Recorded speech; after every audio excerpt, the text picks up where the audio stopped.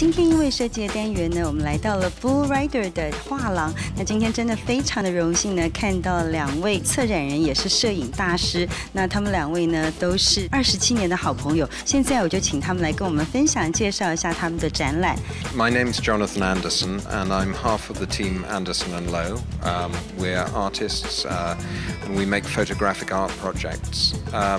The exhibition that's on at Blue Rider is from a project we did with the National Danish Gymnastic Team, and it's a classic project of ours that made us really quite famous internationally. It's our first exhibition in Taiwan. It's based around 4 elements: earth, air, water and fire. This is one of the air images. Everything was shot on film, and what you see, this guy really was in the sky with these clouds behind him exactly. Yeah, no like computers, so guaranteed. So it was shot, this image was actually shot, I think, in 2001.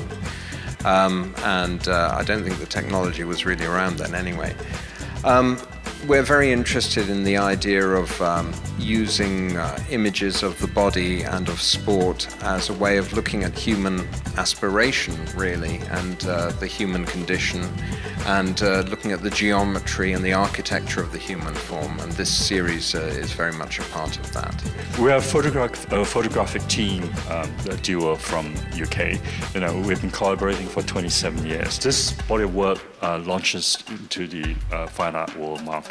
You know, it was a project that originally took 1 hour, that became 3 hours, it became 3 months, and then it became 4 years.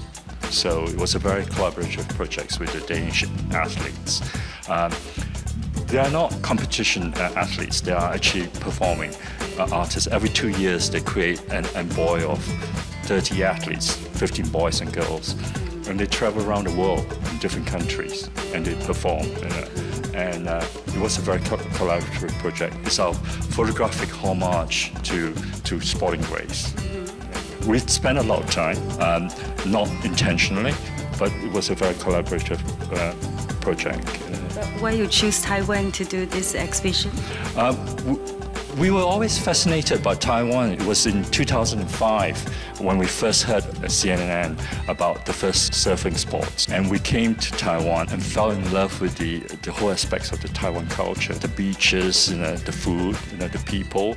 And we also loved the Asian confidence, you know, and Taiwan was part of it. Then we met Blue Rider, you know, a year ago. Hence, you know, we have this exhibition, this beautiful gallery. Yeah. When we came 4 years ago, we went to Ilan straight away. So we loved the kind of the black sand with the monsoon season. So everything has a gray. It became like a great backdrop, you know. And we're fascinated by the Taiwanese youth. So we do the whole portraiture work, you know, against this backdrop. And we saw another artwork. Okay, it's like so many very special, beautiful Jonathan kids. Explain about this. Oh, okay, all right, thank you. We did a project called Manga Dreams, which was really quite an unusual project. We're well known for portraiture, and we're well known for looking at issues of costume and identity. And we noticed in about 2004, 2005, there was a real sea change, a real development in how Asian kids were presenting themselves. Suddenly, it was very much based on Eastern cartoons and anime and manga. But actually, when you look, at that time, a lot of the young businessmen, anyone under 30, they all had a little something going on that was derived from this. And we suddenly realized that what this represents is fantastic Asian confidence. They're not imitating the West anymore. They're very happy to take an Asian prototype, an Asian identity, and project that instead. So that, and actually, if you look at people like Nicki Minaj or Lady Gaga, really they're imitating the Asians. So actually, it's all the other way around now. The West is imitating Asia, not Asia imitating the West.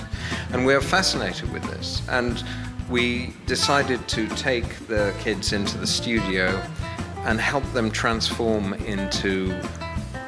almost into unreal manga characters. We had a big team, about 30 people every day in the studio, but it was just a really good time. Life is far too short for a bad day in a photo studio, and we genuinely believe that, and we make sure that it's always a good experience.